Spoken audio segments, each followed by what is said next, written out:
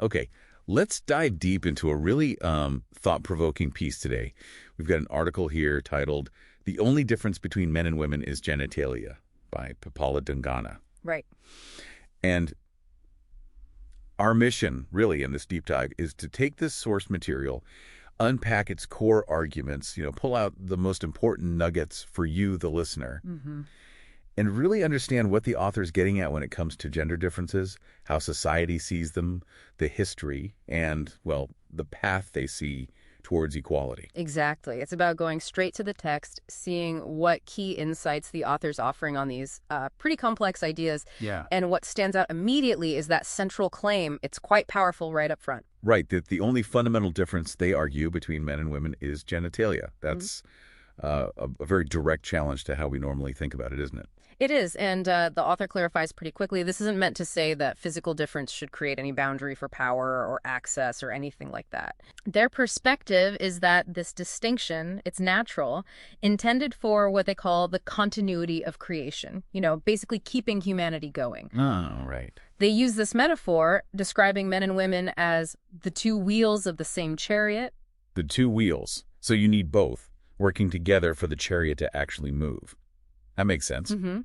But the author argues, despite this, natural balance, for centuries, thousands of years, they say patriarchal conditioning has unfairly cast women as the other. Yes. And they're very clear. This just isn't acceptable anymore. Absolutely. The source pushes back quite hard, actually, against labeling reproductive traits as somehow inherently superior or inferior. Right. It completely rejects that notion that women are like a separate caste just tagged for household duties. Yeah, just stuck in the hum. Exactly. And understanding this core premise that the difference is only physical and everything else is, well, societal conditioning, that's really crucial for grasping the rest of the author's argument, Gotcha.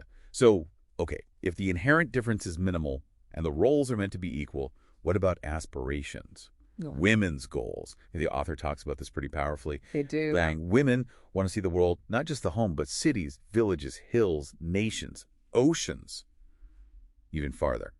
Politics, the world outside, it interests them just as much. And the reason the author gives for this equal interest is quite striking. It's because women gave birth to all humanity. Wow. It's presented as this inherent fundamental connection to the bigger world just by virtue of their role in, well, creating it. That's a deep point. But despite that connection, the author points out these sort of lingering dismissals we still hear, right? Things like, oh, well, after all, women are just women. And sadly, they even note mothers sometimes internalizing it, saying things like, it's our fate. Yeah, that's a really sharp observation, how deep that conditioning goes. Yeah. And the author brings in some historical context from the source here to highlight this contradiction. They remind us about mythical eras, where goddesses were the ultimate power, the last resort for weakened gods who only got their strength back with the goddess's help. The mythical strength, it's a powerful image. But then the author contrasts it with today. Right. Society might recite verses like, where women are honored, divinity blossoms there. But at the same time, female infanticide is still happening. It's rampant. It's a huge contradiction. A really powerful, disturbing contradiction the author lays bare for you, the listener, to really confront. It is. And the conclusion the author draws from this contrast is, well, pretty profound. They argue that debating what women can or cannot do is just irrelevant now. Irrelevant. So what's the question then? The real vital question we should be asking, they say, is what can't they do? Ah. That really reframes the whole discussion, doesn't it? Completely. What can't they do? That's a great question to pivot on. And this is where the source gets really interesting because it shifts from external barriers to the internal ones. The author observes that women themselves, sometimes, they struggle to break free from those, deeply ingrained patriarchal mindsets. Yes, it's not just society imposing limits from the outside. It's also those internalized beliefs. The author feels that, well, we have cheap slogans and propaganda talking equality. Sure, you hear that a lot. But our divine wisdom, our deeper understanding, it just hasn't kept pace. Society still clings to ideas like, oh, she's just a daughter after all. And the source connects this internal struggle directly to, internalized shame. Shame coming from those taught ideologies, systemic discrimination. Yeah. That's embedded everywhere, right? From families through to institutions. Precisely. And the source gives these very specific, very relatable examples that bring it home, like sons going to expensive schools while daughters get sent to, ordinary ones. Or sons getting things like bikes easily, no questions asked, while daughters asking for personal transport get the third degree. It just highlights how that bias plays out day to day. It does. And the author extends this into the political world, too. They note political parties making these grand declarations about equality. Mm-hmm. But then you look around, and women are largely missing from leadership. And even when women do get election tickets, the author sees bias in how they're treated. There's that really powerful visual example the author uses from a source. It just nails this point about leadership and masculinity. Ah, the sketch. Yeah, they mentioned seeing a newspaper sketch of new leadership, and it just showed a man in a coat and hat. Right. It's such a simple image, but the author uses it to show how society is kind of visually programmed to see leadership as male. And how that perception just limits how we see women's capabilities. Yeah. That detail, the sketch, it's hard to forget. It really is. And the author also puts this in a broader context, a global one. They point out that even nations we think of as developed, like the US and UK, have relatively short histories of equality movements compared to others. Yeah, women only gained voting rights pretty recently. There are 1920 in the US, 1918 in the UK. The author actually notes that Nepal, in a way, is fortunate to have avoided those specific prolonged suffrage struggles historically. Huh. That's an interesting take on history. And speaking of history and resistance, the source shares a really powerful, specific example from Nepal in 1998. Yogmaya Nupani. Exactly. Yogmaya Nupani and 67 of your followers staged a Jal Samadhi, a water suicide. A mass protest suicide, yeah. As a protest against the Rana rulers' indifference to justice back then. The Ranas were this powerful dynasty. Protesting them took incredible courage. Absolutely. And the author describes this kind of self-sacrificial resistance as quite rare globally. It highlights this unique act of defiance from the source material. That historical act, it's a really potent symbol. Now, shifting to more modern challenges, the source observes that, okay, more women are working now. Right, the numbers are up. But their burdens seem to have just multiplied. They're often juggling kids, office work, kitchen duties, maybe even livestock, like everything. And the author is pretty unflinching when describing the conditions. Harsh conditions for laborers, low-wage female workers. Yeah. And even educated women aren't immune, right? They face harassment, including that persistent dismissive question. Why bother working if your husband earns? Ugh. Yeah. And this leads the author to directly question some really deep-seated stereotypes. Like what? Like, is a woman's education only supposed to prepare her for cooking and chores? And they flip the script, asking, why can't brothers cook rice or chop vegetables? Huh. Good question. Yeah. It challenges those assumed roles right in the home. It does. And they point out this bizarre contradiction. Yeah. Families often want educated daughters-in-law. Right, it's seen as prestigious. But then they often deny them careers after marriage. The author argues this forced dependence is just unacceptable. So what's the alternative? Well, they believe families need to stop being afraid of women's activism or independence.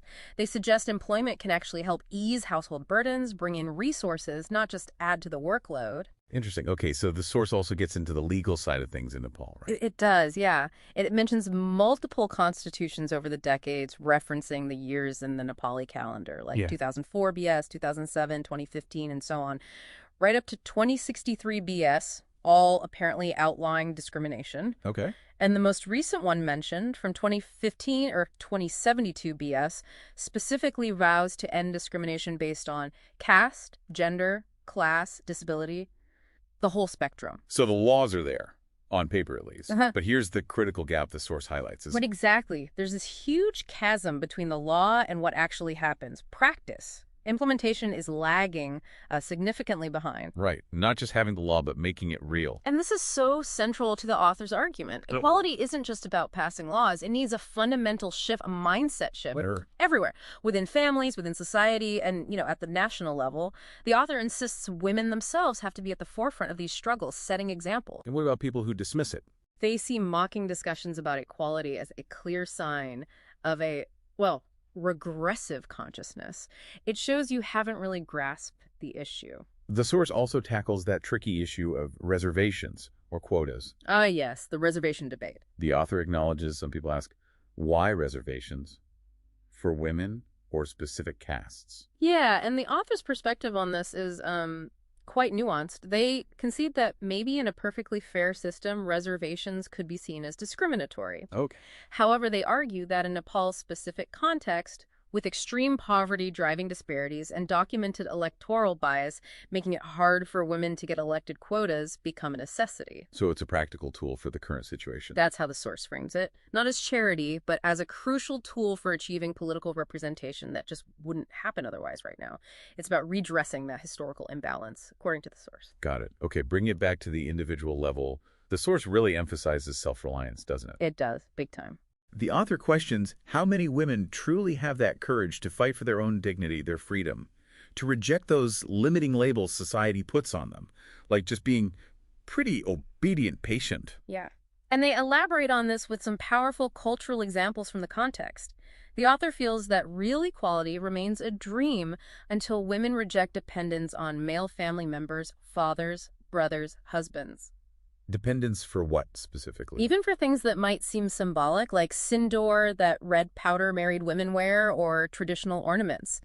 These items, the author argues, can symbolize being tied into those patriarchal structures. Wow, that really shows how deep these symbols can run in daily life. It's an insight into how expectations are embedded, yeah. So the author concludes with a really strong call to action then. Absolutely. They say women must rise up as independent ants, not parasitic leeches. That's the phrasing. Ants, not leeches. Okay. The vision is that true equality thrives on cooperation, mutual respect. Yeah. Not on one person being the ruler and the other the subject. Right. Back to the two wheels of the chariot idea. Exactly. And to really underscore that final point, the author leaves us with this thought.